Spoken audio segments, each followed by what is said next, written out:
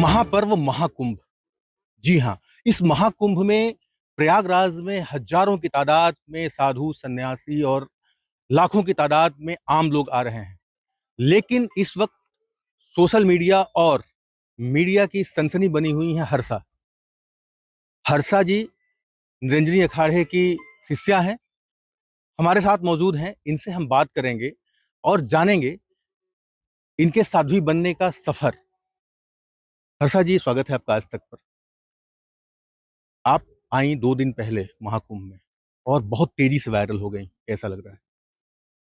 ये तो उम्मीद से परे वाली बात हो गई कि मैं ये सबको बोल रही थी कि आप महाकुंभ आइए। महाकुंभ में आगे सबकी जिंदगियां बदलती हैं, लेकिन मेरी बदल जाएगी ये मैंने नहीं सोचा था। तो ठीक है, जैसी प्रभु की इच्छा।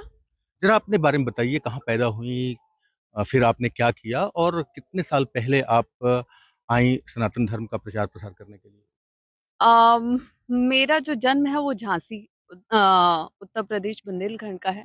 उसके बाद हम भोपाल शिफ्ट हुए। मेरी फैमिली आज भी भोपाल में रहती है। बट मैंने काफ़ी लंबा टाइम मुंबई में रह के काम किया, काफ़ी लंबा टाइम मैंने दिल्ली में रह के काम किया। एंड अभी काफ़ी लंबे टाइम से मैं उत्तराखंड रह के अपनी साधना कर रही हूँ। जी। महाराज जी के संपर्क में कब आई आप?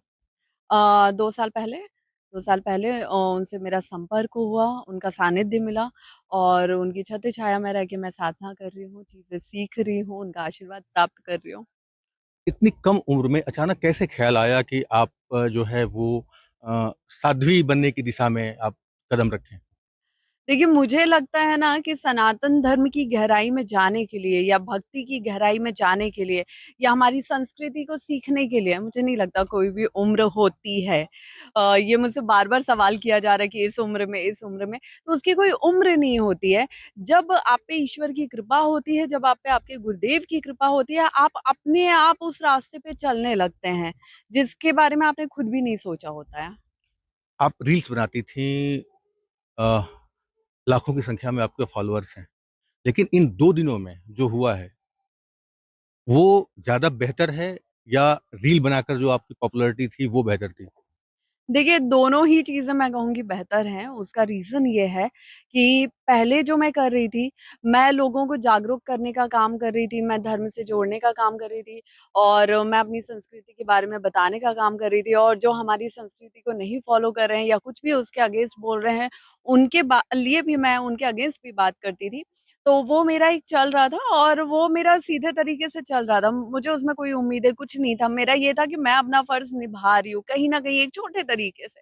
लेकिन पिछले 2-3 दिन में जो कुछ भी हुआ अ, वो एक थोड़ा-सा उसको घुमा के दिखाया गया कि साध्वी हर्षा, जबकि मुझे लगता है कि साध्वी का जो टाइटल है वो मुझे अभी नहीं देना चाहिए था, क्योंकि साध्वी के लिए जो बहुत सारी तपस्या होती है, पूजा-पाठ होती है, संस्कार होते हैं, परंपरा होती है, उन सब से मैं अभी नहीं गुज़री हूँ। मैं तो सिर्फ़ अपनी गुरुदेव से गुरु मंत्र लेके साधना कर रही हूँ। तो वो ठीक है, उसको टाइटल देके और फिर वो जो पूरे देश में फैल रहा है वो आपके सामने ही है। तो इसका मतलब ये है कि अभी आपने साध्वी की दीक्षा नहीं ली है? हाँ जी, मैंने अभी साध्वी की दीक्षा नहीं ली है। मैंने गुरुदेव को निवेदन ज़रूर किया है। बाकी गुरुदेव ने बोला है कि वो इस पे विचार करेंगे, तो मैं उनका इंतज़ार कर रही हूँ कि कब वो अपनी कृपा मुझ पे करेंगे। हर्षा जी, जो आपकी पहले की रील्स थी, हुँ, जिसमें आप वेस्टर्न कल्चर में हुँ, वेस्टर्न कपड़े पहन के डांस हुँ, कर रही हैं और हुँ, उसको भी लोग टैग कर रहे हैं हुँ, इस महाकुंभ वाली रील के साथ, हुँ। तो उस पर क्या कहना है आपका? वो कहीं न कहीं मैं उसे बहुत पॉज़िटिव तरीके से ले रही हूँ और मुझे लगता है कि ये बहुत अच्छा हो रहा है। क्योंकि जो संदेश, जो मैसेज मैं युवाओं को देना चाहती थी, वो इनडायरेक्टली कोई और दे रहा है। मैं उन्हें ये बताना चाहती थी कि मेरा ट्रांसफ़ॉर्मेशन कहाँ से कहाँ हुआ है, मेरा बदलाव कैसे कहाँ से कहाँ पहुँची हूँ मैं। तो वो कहीं न कहीं लोगों की नज़र में आ रहा है। अब उसे लोग पॉज़िटिव वे में ले रहे हैं या नेगेटिव वे में, वो तो देखिए अपनी-अपनी समझ पे डिपेंड करता है। हर्षा जी, एक सवाल ये है कि जब आप गुरुजी के संपर्क में आईं, तो उन्होंने क्या कहा आपसे? पहली बात वो क्या थी जो आपसे मिलने के बाद उन्होंने कहा? देखिए, मैं गुरुदेव से मिली। हर कोई अपनी जिज्ञासाएँ, अपने प्रश्न अपने गुरुदेव के सामने रखता है, मैंने भी रखा और मैंने उनको बोला कि मुझे संन्यास लेना है, लेकिन उन्होंने मना कर दिया। उन्होंने मुझे 3 बार मना किया है और उन्होंने मुझे ये भी समझाया कि पहले अपना गृहस्थ जीवन जियो, एक नॉर्मल ज़िंदगी जियो, अपना काम करो, खूब तरक्की करो, उसके बाद जब सही समय आएगा तब हम तुम्हें दीक्षा देंगे सन्यास की, लेकिन अभी मत करो। तो उन्होंने मुझे हमेशा मेरे हित के लिए समझाया। हर गुरु अपने बच्चे को, अपने शिष्य को हित के लिए समझाता है, लेकिन अ, मुझे शायद मैं इस रास्ते पे कुछ ज़्यादा धुन में चली गई कि नहीं-नहीं मुझे इसी में जाना है, इसी में जाना है। तो वो अभी ऐसा चल रहा है। वापस नहीं जाना है, अब धर्म का प्रचार ही करना है। जी, बिल्कुल।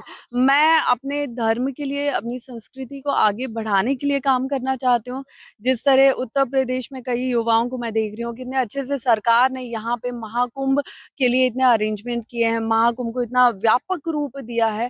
तो इसी तरह जिस तरह आज महाकुंभ को देश में ही नहीं बल्कि विदेश में जाना जा रहा है, तो उसी तरह मैं चाहती हूँ कि हमारे सनातन धर्म को, सनातन संस्कृतियों को, यहाँ के रीति-रिवाज़ों को पूरे विश्व में जाना जाए।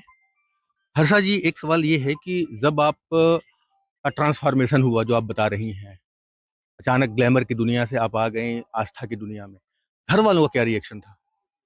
घर वाले पहले तो खुश थे कि चलो अच्छा है। और कौन से घर वाले ऐसे होते हैं जो खुश नहीं होते हैं जब बच्चा धर्म और संस्कृति की राह पे चले।